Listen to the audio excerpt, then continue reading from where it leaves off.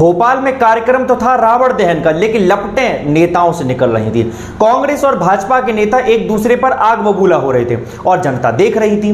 वाकया भोपाल के एमडीएम मैदान पर दशहरा उत्सव का था, जिसमें सांसद प्रज्ञा सिंह ठाकुर ने लगातार विवादास्पद बयान देने की झड़ी लगा दी, जिसमें उन्होंने दिग्विजय सिंह से लेकर तमाम कांग्रेसी नेताओं को पापी कह डाला और कहा कि कांग्रेस ने उन्हें बहुत प्रताड़ित किया है। मैं कुछ दिन नजर नहीं आई तो कांग्रेस ने मेरे खिलाफ गुमशुदगी की शिकायत कर डाली।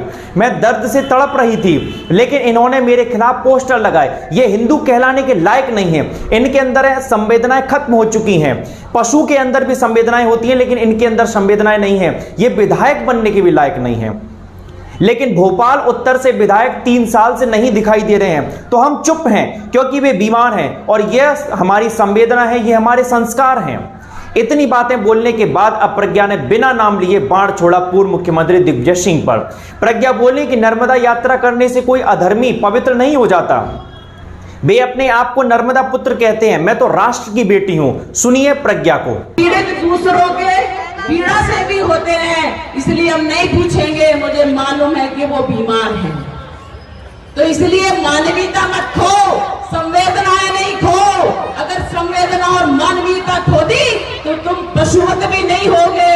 पशु में भी संवेदनाएं होती है। उसका बच्चा जब मर जाता है, बीमार होता है, वो रोता है, पर ये तो पशु से भी गए बीते हैं। बीमारों को बीमार नहीं, पहले तो प्रताड़नाएं दी, और जब हम पीड़ित होते हैं तो ये हमारी गुमशुदा के पोस्टर लगाते हैं। शर्म और लानत देती हूँ ऐसे लोगों को कि ऐसे लोग विधायक बनने लायक नहीं है, लेकिन विधायक बनते हैं। अपने को हिंदू कहते हैं, संवेदनाहीन होते हैं। अपने को हिंदू कहते हैं, हमला करते हैं, उनको मारने वालों पर रोते हैं। शर्म आनी चाहिए ऐसे कांग्रेसियों को, और शर्म आनी चाहिए ऐसे देशद्रोहियों को। और मैं कहती हूँ, इनके लिए भारत में जगह नहीं है। भारत में सिर्फ रहेगा तो राष्ट्रभक्त रहेगा, और राष्ट्र जो है ना, वो हिंदुओं के साथ है। राष्ट्रभक्त हिंदू होते हैं। राष्ट्रभक्त अपनी पहचान को समझ ले, सीमाएं सुरक्षित हो जाएगी, भारत अखंड हो जाएगा, भारत परम वैभव पर पहुंचेगा।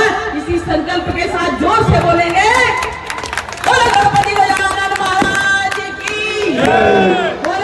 हम पीड़ित दूसरों के पीड़ा से भी होते हैं, इसलिए हम नहीं पूछेंगे। मुझे मालूम है कि वो साध्वी के विवादित बोल को सुनकर मंच पर मौजूद पूर्व मंत्री और कांग्रेस के विधायक पीसी शर्मा, जो कि दिग्विजय सिंह के कट्टर समर्थक माने जाते हैं, वे नाराज होकर कार्यक्रम का बहिष्कार कर जाते हैं। लगातार भाजपा के नेता उनको समझाते हैं, लेकिन वे बहिष्कार कर जाते हैं। शर्मा ने कहा कि भगवा वस्त्रधारी सांसद ने मां नर्मदा का अपमान किया है और साथ ही नर्मदा के श्रद्धालुओं का भी अपमान किया है। उन्होंने कहा कि पहली बार मंच पर राजनीतिक बातें हुई हैं, यह बहुत आपत्तिजनक है, बेहद निंदाजनक है। हम सांसद प्रज्ञा का विरोध का अभियान चलाएंगे और प्रज्ञा सिंह को जमानत उनके स्वास्थ्य के आधार पर मिली है, वो निरस्त होनी चाहिए। सुनिए पीसी शर्मा को। जी, विजयदशमी का कार्यक्रम सद्भावना का कार्यक्रम होता है, जिसमें रावण का दहन करके रावण प्रवृत्तियाँ खत्म हो, इसका प्रोग्राम होता है। जब कोई दशहरा का प्रोग्राम होता है तो सभी पार्टी, सभी धर्म के लोग वहाँ पे आते हैं, बच्चे भी आते हैं आतिशबाजी देखने। ऐसे कार्यक्रम में एक कटुता की बात करना एक सांसद को, प्रज्ञा ठाकुर जी को मैं समझता हूँ कि शोभा नहीं देता।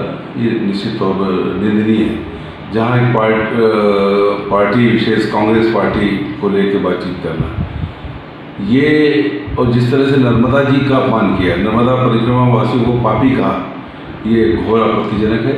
पूरा नर्मदा जगत और नर्मदा के आसपास रहने वाले आज इससे बहुत पीड़ित हुए हैं, और निश्चित तौर पर एक सांसद को इस तरह की बात करना, और दूसरा ये कहना कि वहाँ पोस्टर छपे गुमशुदा की तलाश। अरे भाई, जिस समय कोरोना था, गायब रही वहाँ पूरे टाइम, तो निश्चित तौर लोग चाहते थे कि आप आओ और लोगों की मदद करें, इंजेक्शन दिलाएं, बेड दिलाएं। वो नहीं मिल रहा कि लोगों की जान जा रही थी, हजारों लोगों की जान भोपाल में, लाखों की मध्य प्रदेश में गई। इन सब बातों को लोग व्यथित थे, और इसलिए इस तरह के भाई से कांग्रेस पार्टी क्या लेना। और उस समय 2 साल आप गायब रही, और आज सब जगह जाकर कांग्रेस पार्टी की निंदा कर रहे हैं। और ऐसे मंचों पर जहाँ सद्भावना का मंच है, हम तो ये मांग करेंगे कि जब आप स्वस्थ हैं, मंचों पे जा रही हैं, कबड्डी खेल रही है, वहाँ गरबा में भाग ले रही हैं, तो है ग्राउंड पे इनकी जो जमानत मिली थी वो खारिज होना चाहिए। माननीय हाईकोर्ट से मैं निवेदन करना चाहूँगा।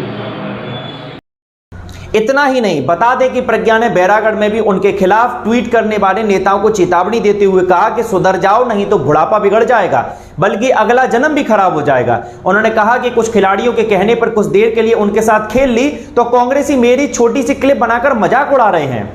धन्यवाद। मेरा नाम है पीयूष परमार।